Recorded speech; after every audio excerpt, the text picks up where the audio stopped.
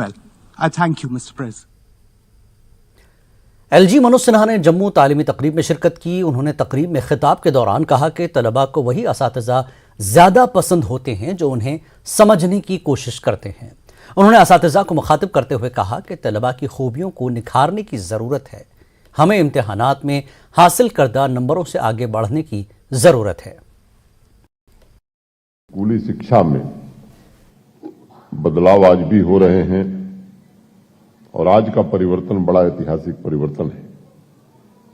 आज के दौर के बच्चे बड़े सौभाग्यशाली हैं कि उन्हें न्यू एजुकेशन पॉलिसी का एक अमूल्य तोहफा भारत के सम्माननीय प्रधानमंत्री श्रीमान नरेंद्र मोदी जी के कारण मिला है। राष्ट्रीय शिक्षा नीति द्वारा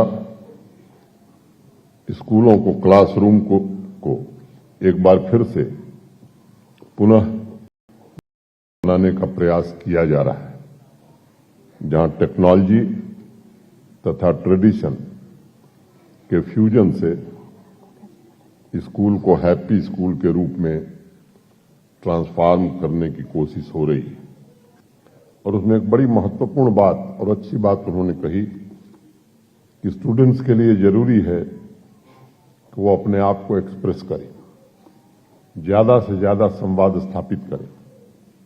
मैं यहां दो बातें और जोड़ना चाहूंगा।